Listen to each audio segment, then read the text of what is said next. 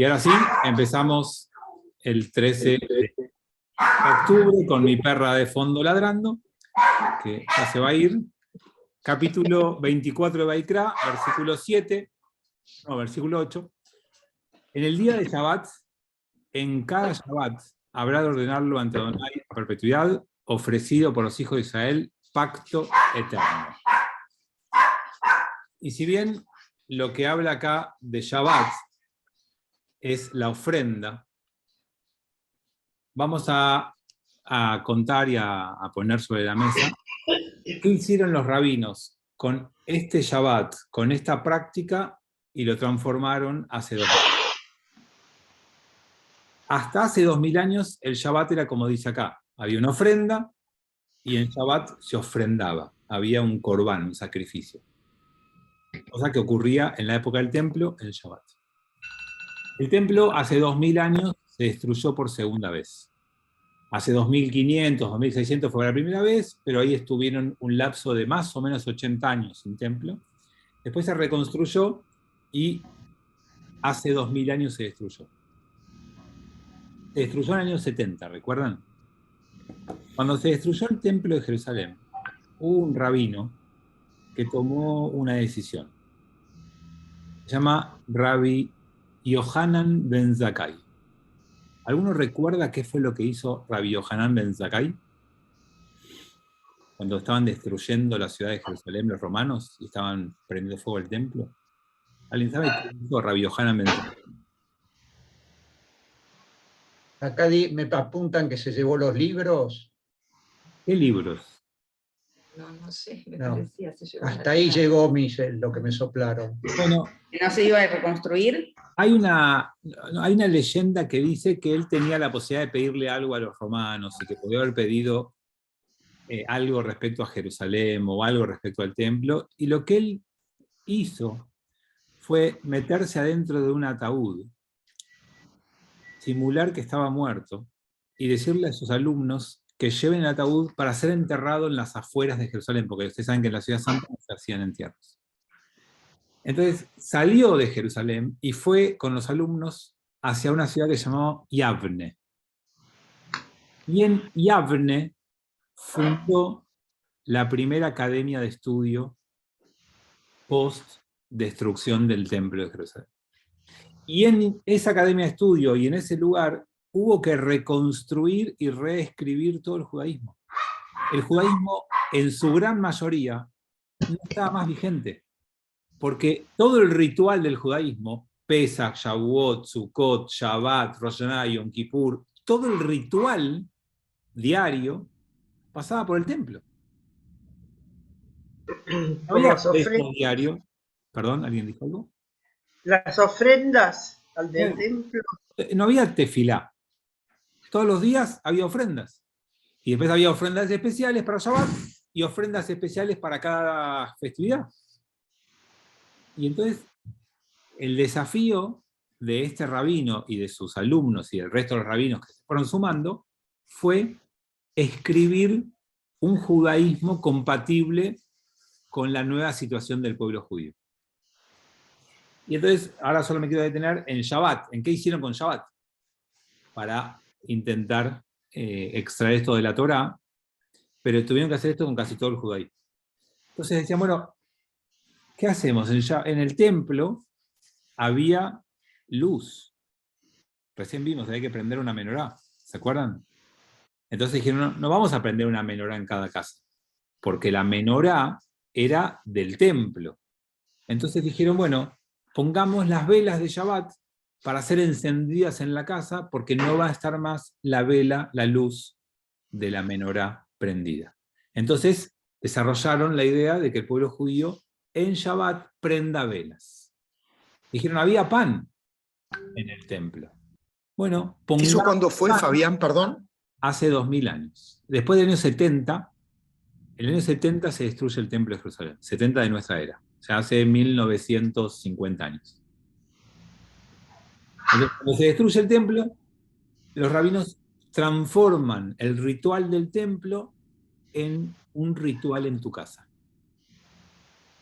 Y mantienen los símbolos. Está el pan, están las velas, Y lo más importante, y recién Claudio levantó la mano y abajo no sé si todavía está pendiente la pregunta, pero lo más importante es que dijeron, tu mesa es tu altar.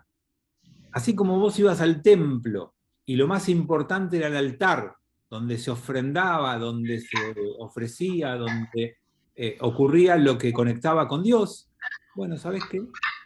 Ahora haz lo mismo en tu mesa. Tu mesa, ahí te dejo, tu mesa de Shabbat, voy a silenciar a todos y ahora vos Claudio, te desmuteás. Espera. Tu mesa de Shabbat tiene que ser un lugar tan sagrado como era el altar.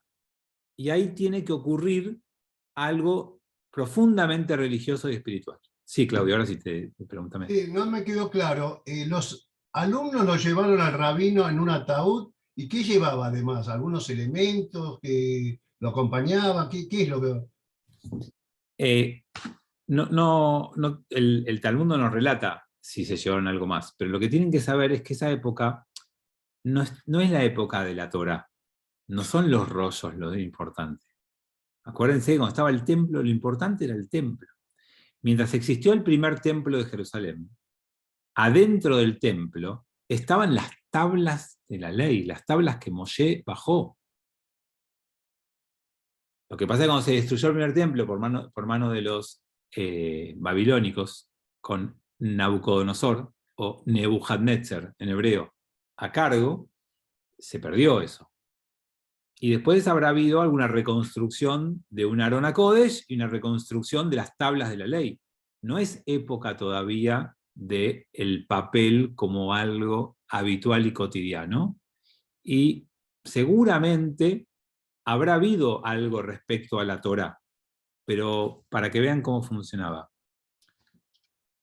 En la época del Talmud, que es la que se inicia acá y que es la que se va a escribir, había personas que sabían toda la Torá de memoria, se sentaban en la primera fila y la recitaban. Y cuando el que estaba enseñando decía, bueno, como dice el libro de Vaikra, a ver, decime el capítulo 14 del libro de Vaikra, y la persona repetía de memoria el capítulo 14 del libro de Vaikra. Lo importante todavía no estaba en el libro, estaba en la cabeza de la gente, era Torá oral, era algo que se enseñaba, se transmitía y se sabía de memoria. Pero porque había una escasez de papel en el mundo, y en el pueblo judío ni que hablar, y no existía la posibilidad de tener mucho de eso. Seguramente habrá habido algún rollo de Torá que se llevaron, pero no había el pueblo judío empieza a construir a partir de acá la idea de un rollo de Torá, de que hay que leerlo, de que hay que pasearlo. Todo esto es construcción de este grupo de gente que se va. Que según algunas investigaciones posteriores, hace muy pocos años, había ya sinagogas o casas de estudio y de rezo antes de la destrucción del segundo templo. No es que hasta el año 70 no hubo ninguna.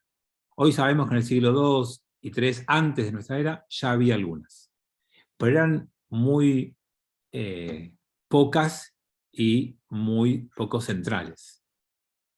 En el año 70 se reescribió el judaísmo, empezó en Yavne, lo empezó Rabbi Yohanan ben Zakkai, y transformaron el judaísmo, y en este caso concreto de Shabbat dijeron, ponemos velas, ponemos jalá, y ponemos un altar en tu mesa.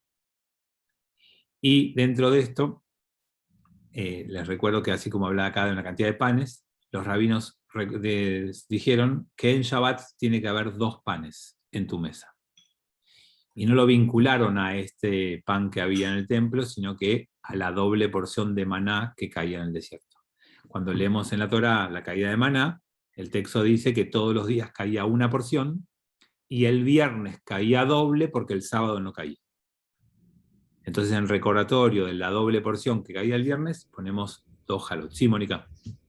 Te quería preguntar, estoy un poco afónica, perdón. El año 70, ¿estás hablando del año 70 después de Jesucristo? Yo estoy desubicada en tiempo. Sí, el año 70 después de Jesús, después del año 0, el año 70 de nuestra era. Bueno. Y este Nabucodonosor babilonio, ¿Era de las tribus romanas o era otro grupo? No, el imperio babilónico. Ah. El mundo antiguo tuvo primero a Siria como un gran imperio que conquistó a varios otros. Después los babilonios conquistaron a Siria y varios imperios. Después los persas conquistaron a los babilónicos.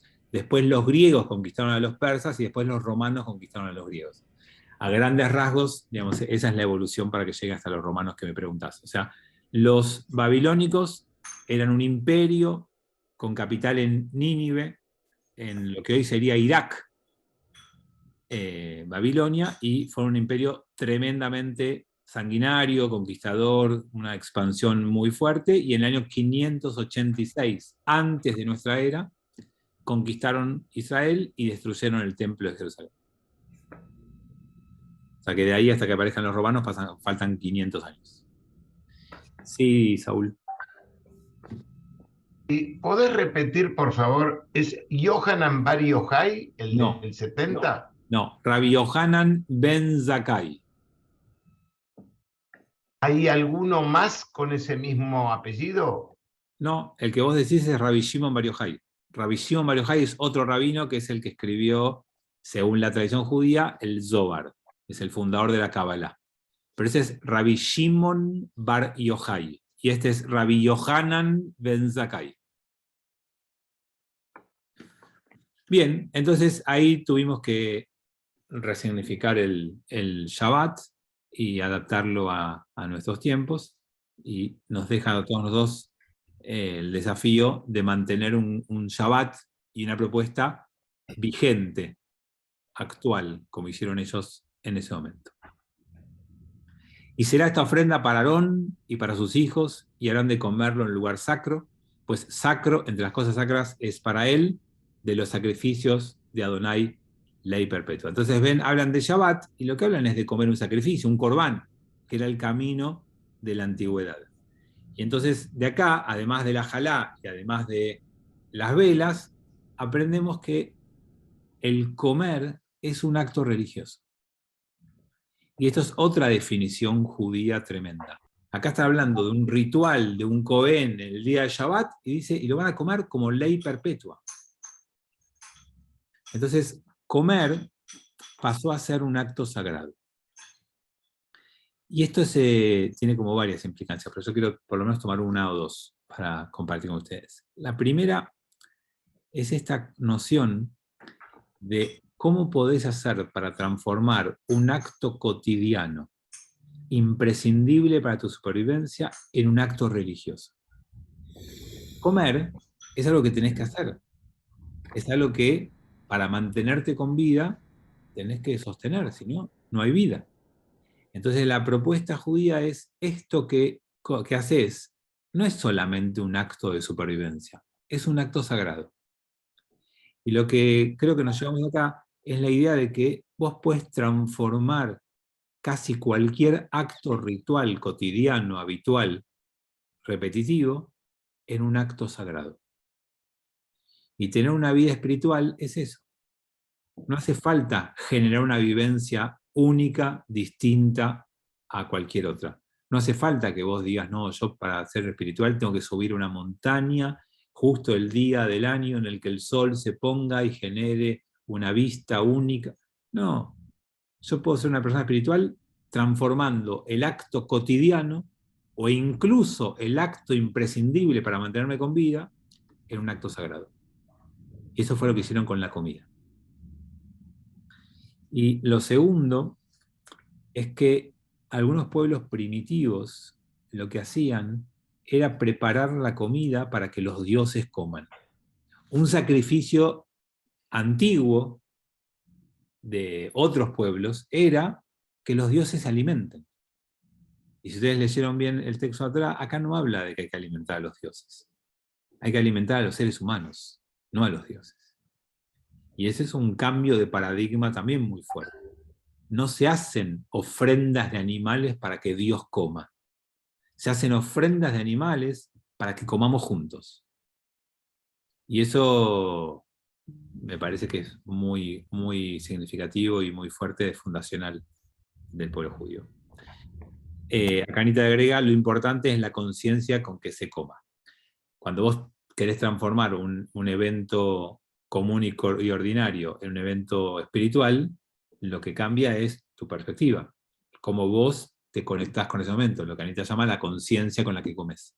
Eso es lo que cambia, porque la comida puede ser la misma, el acto puede ser el mismo, el movimiento de tu cuerpo puede ser igual, pero si cambia tu perspectiva, tu manera de verlo, tu conciencia y conexión con el momento, transformás todo el acto.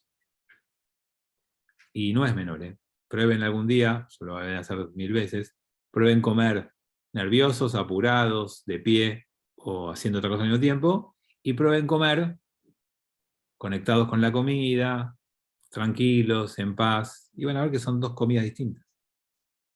Lo que hace la diferencia no es si tenés la plata para comprarte la comida más rica o más ostentosa, o tenés la carencia de comer lo que haya, sino mucho más significativo es cómo te predispones a comer y qué tiempo le dedicas y cómo te preparas para hacerlo, que el plato en sí mismo. Hay gente que disfruta y valora y santifica comidas más humildes y gente que come salmón y se atraganta. Y lo come mal. Y lo come de mal espíritu. Y así le cae. Bien, entonces vamos a continuar. Salió el hijo de una mujer israelita, él era hijo de un hombre egipcio entre los hijos de Israel, y contendieron en el campamento, el hijo de la mujer israelita y un hombre israelita. Entonces, fíjense, vamos a prestar atención a lo que dice acá. Y salió el hijo de una mujer israelita, y él era hijo de un hombre egipcio. Y contendió, se discutió, peleó, con el hijo de un hombre israelita. O sea, uno era judío por madre y el otro era judío por ambos lados. ¿Sí? Eso es lo que dice el texto. Profirió el hijo de la mujer israelita, cuando dice la mujer israelita es porque el papá era el que era egipcio, el nombre y blasfemó. Y lo trajeron ante Moshe, y el nombre de su madre era Shlomit, hija de Dibri, de la tribu de Dan. Lo dejaron en custodia hasta que les fuera aclarado a ellos por matar a Adonai. Habló Adonai a Moshe diciendo: saca al blasfemo hacia afuera del campamento y que apoyen todos los que oyeron sus manos sobre su cabeza de él y que lo la piden toda la congregación. Bueno, no me quiero ir a la página porque les quiero mostrar varias cosas. Bueno, ahora va a ser así. Tenemos acá un episodio muy extraño. La Torá, sin decirlo, es patrilineal, no es matrilineal. La Torá era judío el hijo de Abraham, era judío el hijo de Isaac, era judío los hijos de Jacob, no los hijos de ciertas mujeres. O sea, lo que marcaba la descendencia era el padre. De hecho, Moshe, el que estamos hablando ahora en estos episodios, estaba casado con Tzipora. Y Tzipora era hija de un sacerdote midianita. Por lo tanto, la judeidad la marcaba el padre. Entonces acá tenemos a un joven, hijo de un no judío, de un egipcio, con un joven, hijo de un matrimonio judío. Y se pelean, discuten. Y esa pelea lleva a que el que no era judío blasfeme y maldiga con el nombre de Dios. Entonces, ¿qué es lo que el texto nos quiere decir? Porque aparte todo es muy simbólico, ¿no? ¿Cómo llamaba la mamá? Shlomit, Shalom, paz. Hija de Dibri, de palabra, de haber. O sea, y justamente lo que hay ahí es que no hay paz y que se usa mal la palabra. Digamos, es exactamente ahí donde el texto va. Pero, ¿cuál es el trasfondo ideológico de este relato? Lo que de alguna manera el texto está diciendo primero es que cuando el pueblo de Israel salió, salieron matrimonios mixtos. Eso es lo primero que el texto te cuenta. No hay tal pureza que algunos quieren a veces defender, ¿no? Porque el judaísmo es algo puro que nunca se mezcló, y recién ahora que viene la posmodernidad o la modernidad y el judío salió del gueto, empezó a haber un encuentro con gente de otro pueblo. Lo hubo siempre, amigos. Esta Torá está contando que acá hay una mujer del pueblo judío que se casó con un egipcio y que tuvo un hijo con el egipcio. Y la Torá no dice que está mal eso acá. O sea, el desafío nuestro es integrar y sumar y lograr que quien quiera ser parte pueda hacerlo. Pero eso tiene riesgos. Y eso es lo que para mí quiere alertar ese texto. Que el ingreso no sea genuino y sea solamente superficial. Y cuando aparece un problema, aparece el veneno, el odio, la bronca hacia el pueblo judío o hacia el Dios de Israel. Lo que el texto nos alerta es que si el ingreso no fue genuino, ante el primer conflicto, ¿qué hace el que es hijo de alguien no judío? Y hace lo más difícil que puede hacer un judío, o sea, maldecir a Dios, blasfemar. En esos términos, acuérdense que la época de la Torá es una de las 3 transgresiones más graves que puedes cometer.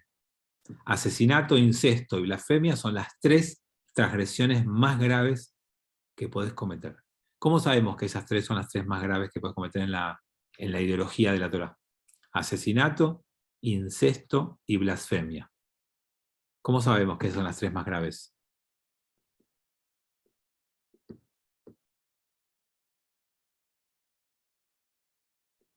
María. Están en los mandamientos, los 10 mandamientos. Sí, pero Shabbat también. Y no robar también.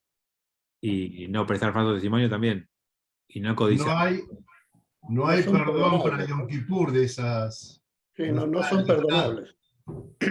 ¿Y dónde sacaron que no son perdonables? No están en la lista de Yom Kippur. ¿No? Porque hay una mitzvah, una práctica, un concepto judío que se llama Pikuach Nefesh, que dice que vos para salvar una vida podés transgredir casi todas las mitzvot de la Torá, menos 3. Yo para salvar una vida puedo transgredir Shabbat, puedo transgredir no mentirás, puedo transgredir no robarás, puedo transgredir respetar a tu padre y a tu madre. Estoy citando 10 mandamientos porque fueron las propuestas, ¿no? Yo puedo transgredir todas. No puedo transgredir incesto para salvar una vida, no puedo transgredir asesinato para salvar una vida, y no puedo transgredir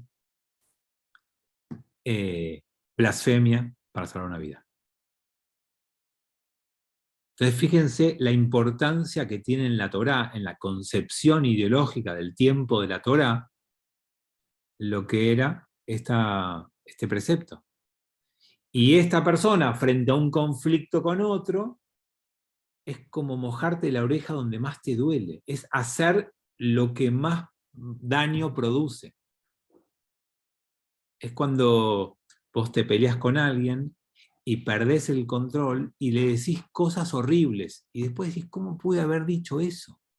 No sé si alguna vez te pasó. Pero a veces el enojo, la bronca con alguien, la pelea, saca lo peor de vos. Bueno, lo que el texto de alguna manera está alertando es, el otro pueblo es bienvenido porque pasa, porque integra.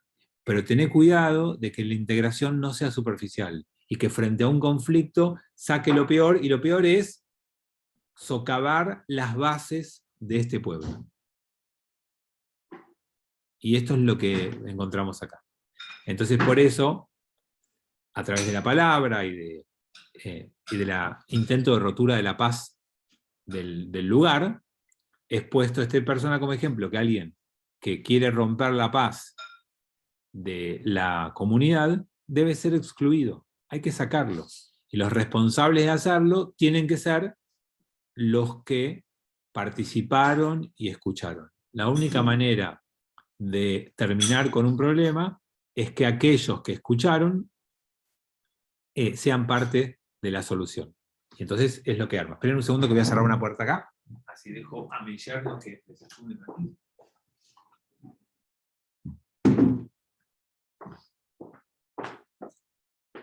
Bien, entonces, sí, Claudio.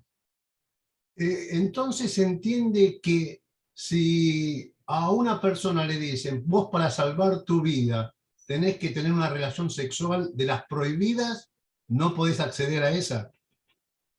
A las prohibidas por vínculo filial, correcto. Sí, las incestuosas. Sí, sí, sí. Así como no podés matar a alguien para salvar tu vida o la de un ser querido, ni podés blasfemiar, no podés tener las relaciones incestuosas para salvar una vida. Para salvar tu vida. Sí, sí, vos no podés. O sea, Pikuach Nefesh te permite transgredir todas las mitzvot menos esas tres. O sea, si a mí me dicen, o matás al otro o te mato, no puedo matar al otro, pero te puedo matar al que me está queriendo matar, sí, porque matar en defensa propia se puede. Lo que no puedo es asesinar, que sería a un inocente, a un cualquiera.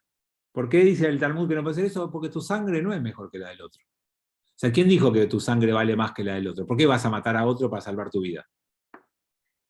Incesto tiene una categoría, Claudio. La Torá cree que es tan aberrante después vivir con eso que no vale la pena transgredirlo para salvar tu vida. Sí, Roberto. Espera que estás muteado. Te veo los labios moviéndose, pero no te escucho. Me desmuteo. Ahí está. No, estaba pensando en algo que tiene actualidad, que es el tema de la guerra. ¿Cómo se puede, digamos, justificar una guerra, que en el pueblo judío las hubo, y en Israel también, teniendo en cuenta este precepto de que no podés matar a otro? Entiendo, cuando es defensivo sí lo podés hacer, pero hay de las dos cosas en la guerra. Bueno, por eso, primero recordemos lo de siempre. Israel no es ejemplo de halajá. Israel no es un estado teocrático y no rige la Torá. Israel es un país moderno, actual, que construyó un gobierno y que se rige por la ley otomana, británica y consuetudinaria que se fue construyendo en el último tiempo. Eso rige hoy en Israel, no la halajá. Por lo tanto, no sería un problema. Pero ideológicamente, Roberto, esto sí es así. Y el ejército de Israel se llama Tzva Haganá le Israel. Ejército de defensa de Israel. No tendría que tener autorización para conquistar ni atacar. Ideológicamente hablo, porque no se rige por la halajá. Pero sí el principio está planteado. Y se supone que las únicas guerras que están permitidas por la Torá son las guerras defensivas para salvar tu vida o tu territorio. Que no es asesinar. Por eso dije, matar en defensa propia está permitido. Entonces, cuando luchás contra un ejército que te quiere conquistar, podés matar. Lo que no podés es asesinar a alguien que no te está haciendo nada, que no te viene a conquistar, que no es una amenaza, que no pone tu vida en peligro. Eso no puedes hacer. Ahora, la misma guerra es injusta y está mal, pero tiene leyes propias y esa es una de ellas. Espera que está Mónica primero que levantó la mano y te dejo, Anita. Ya estaba Mónica, no sé si me pareció que levantó la mano. Perdón que por ahí es un tema largo y no corresponde a esta clase, ¿no? Pero lo de blasfemia a mí me queda poco claro. Es decir, una cosa es decir, Dios no existe, estoy peleada con Dios, Dios me cagó, no sé, estas cosas. Ahora, ¿cuándo llegas a una blasfemia que ya es terminante? ¿Viste? ¿Cuándo es el grado de que cruzaste la línea roja? Me cuesta entender. Está bien la pregunta, está muy bien la pregunta, Mónica. Está bien porque no está del todo claro qué significaría esto. La convención más básica dice, blasfemar es maldecir a Dios. Es cuando vos usás el nombre de Dios para cargarlo con maldición. Ahora, cuando vos estás en un momento de enojo, nunca me pasó que hay cola para hablar, está muy bien, me encanta. cuando vos estás en un momento de enojo, y en un momento de enojo te enojás con Dios, enojarte con Dios no es blasfemarlo. Y además, cuando es interno y personal, tampoco es blasfemia. Blasfemia es cuando lo haces públicamente. Y por eso acá participan todos los que escuchan. Porque para hacer de esta blasfemia que tenga este castigo, tiene que ser algo público. Vos tenés que degradar a Dios públicamente. Entonces, si vos te parás públicamente en un ámbito comunitario y decís, Dios no existe, estás blasfemando. Si vos decís, Dios es malvado y es un ser terrorífico y hay que matar, eso es blasfemia.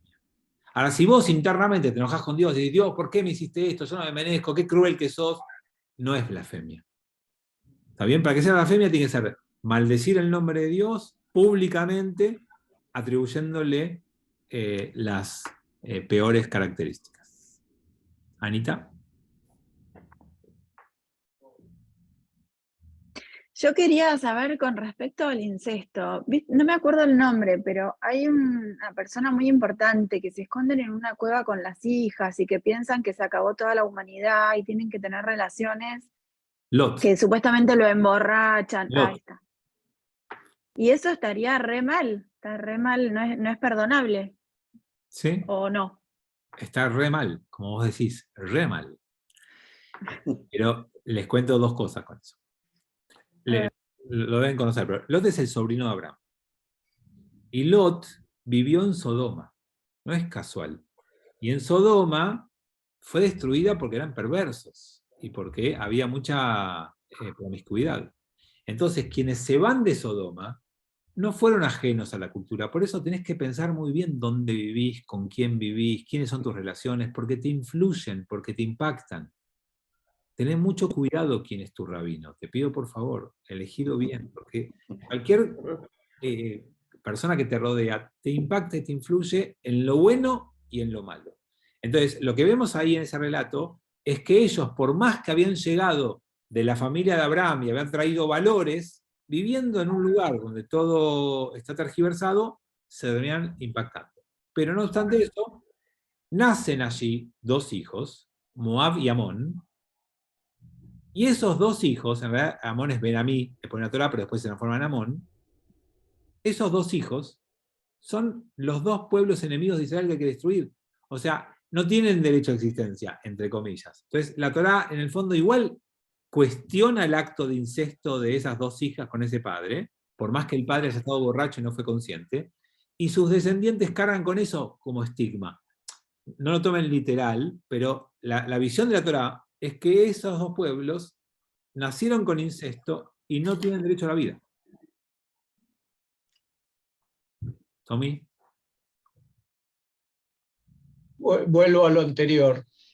Traducido a hoy, el agnóstico no sería blasfemo, el ateo sí sería blasfemo, porque el ateo sí niega la existencia de Dios.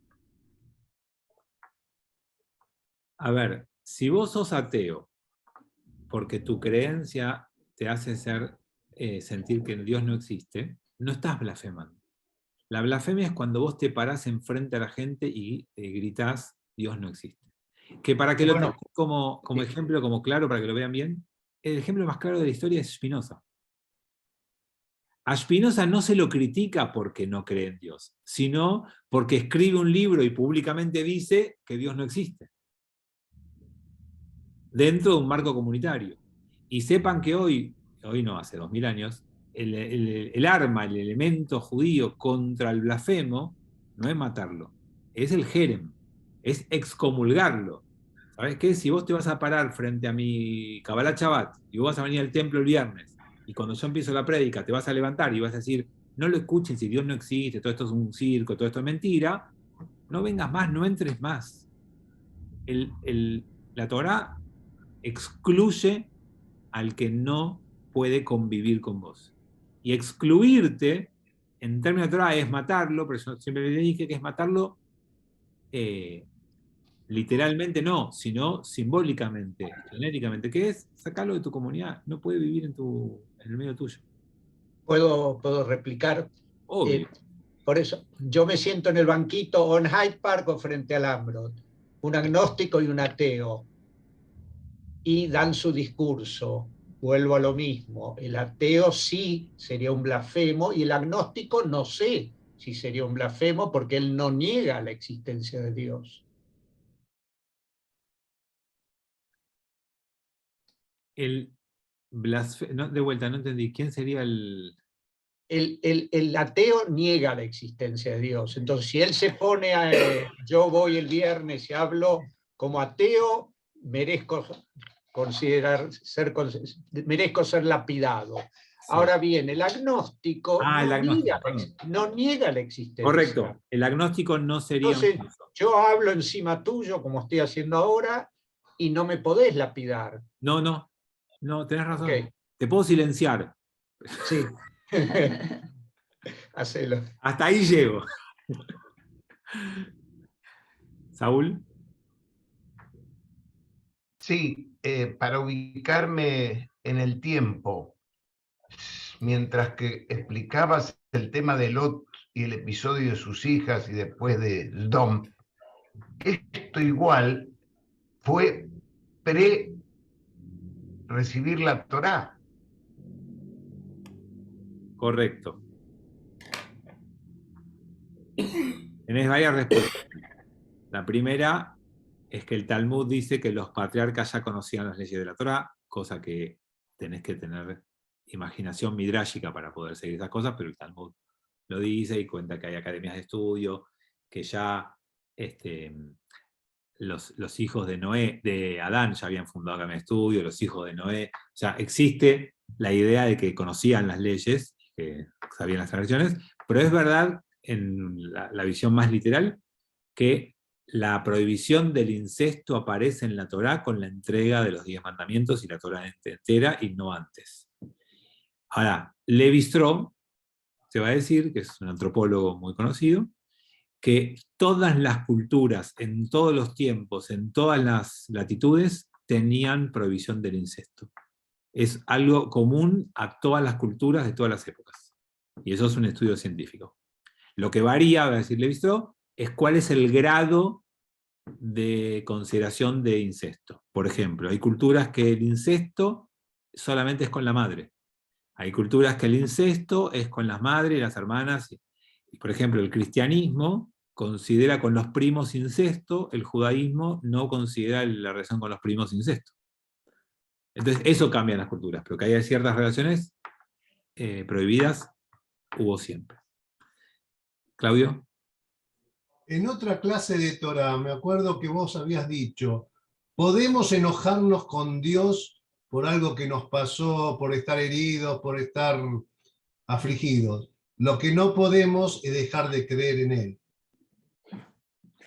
Sí, yo decía mucho más que dejar de creer es la indiferencia. Lo que no debería pasarte nunca. Parece, amor y odio son dos caras de una misma moneda. Y vos con quien amás, por momentos te podés enojar. Pero seguís teniendo un vínculo. Cuando pasás a ser indiferente, no hay más vínculo. Y eso es lo que no debía ser. Por eso, ¿vieron el nombre nuestro? Nosotros somos Israel. Y Israel es Kisarita et Elohim, porque peleaste con Dios. Pero el con no está en esa palabra, es pelea y Dios. Entonces una interpretación linda dice, vos podés pelear con Dios de tu lado, y pelear con Dios por un mundo mejor, o podés pelear contra Dios. Te puedes enojar, es decir, no entiendo Dios por qué permitiste esto, no entiendo Dios por qué dejaste que esto pase, no entiendo Dios, no puedo comprenderte. Lo que no puedes hacer es dejar a Dios de lado y hacer de cuenta que no existe. Entonces, de alguna forma, como el amor, tenés que mantener el vínculo desde lo positivo en la mayoría del tiempo, y por momentos podés enojarte o no comprender, pero no abandonar. Igual, este concepto de blasfemia y de la creencia estuvo vigente en el pueblo judío los primeros 1000, 2000 años fuertemente. Hoy estamos hablando de otra situación. Porque hoy el campo de la fe y de la creencia de cada uno está puesto mucho más en duda que hace 300 años. Lo que tienen que entender, quizás a veces cuesta, es que hasta la modernidad el mundo era religioso. Y todo el mundo creía en sus dioses. La modernidad rompe con eso. El iluminismo, la ilustración, el movimiento que inició el siglo XVIII, es un movimiento que viene a traer al mundo un cuestionamiento total y absoluto de las creencias. Y nosotros vivimos con esto hace 300 años. Y eso impactó e influyó en todo el mundo. Y hoy es mucho más difícil que hace 300 años tener fe. Y por eso el mundo occidental y cristiano empieza a sembrar esa primer lucecita de duda con Descartes. En el mundo de la filosofía, cuando te permite empezar a cuestionar. Antes no cuestionabas. Y nos cuesta a nosotros pensar, imagínense a nuestros hijos adolescentes, pensar un mundo que no había cuestionamiento, o que no estaba permitido el cuestionamiento, o que no era bien visto el cuestionamiento. Acuérdense del mundo del que estamos hablando. O sea, ustedes, nosotros, somos hijos de la ilustración, del iluminismo, de la modernidad, que vino a cambiar el mundo por completo. Entonces, todo el capítulo de la fe y de la blasfemia, hoy es totalmente distinto a hace 300 años. Acuérdense lo que le pasó a Copérnico y a Galileo. Digamos, en aquel momento, te colgaban si contradecías lo que decía la Torá. La iglesia era dueña del conocimiento intelectual, filosófico y científico de la época. Y todo debía ser pensado y dicho en concordancia con los textos sagrados. Eso es muy fuerte, amigos. Y eso rigió el mundo en los últimos 3.000 años, 2.700. Y hace 300 que tenemos la posibilidad de cuestionar, de desafiar, de ser agnóstico, ateo, y lo que ustedes quieran. Bueno, eso es un cambio del último tiempo. Visto en términos históricos, es muy poco tiempo. Para nosotros es toda la vida. Pero en términos históricos esto es poco tiempo. Bueno, vamos a leer alguno más y cerramos. Una cosa más. Vamos a cerrar con esto que leímos recién.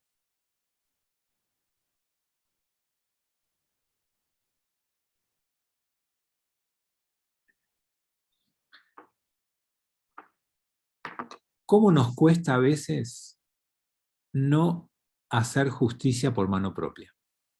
Y no me refiero a los casos extremos en donde estamos hablando de homicidios, violaciones. No, hablo de lo cotidiano. Cuando alguien hace algo que para vos no está bien, no lo condenes vos mismo. Acá hay alguien que actúa y hace algo que les parece que está mal. Lo dejan en custodia hasta esperar a ver cuál es el veredicto. No hay sentencia apresurada. Y nosotros somos los reyes de las sentencias. Vos escuchás a alguien hablar algo y decís, este dijo una pavada. Esto es un desastre. Ves a alguien que se comporta mal y dice, mirá lo que hizo este, es un tarado. Nosotros somos tremendamente certeros a la hora de juzgar a los demás. Etiquetamos, ponemos título, condenamos, damos pena, no damos pena, damos lástima, le ponemos una pena, le damos una pena al otro y ya decidimos. Y cuando vos sos parte y estás involucrado, no sos juez.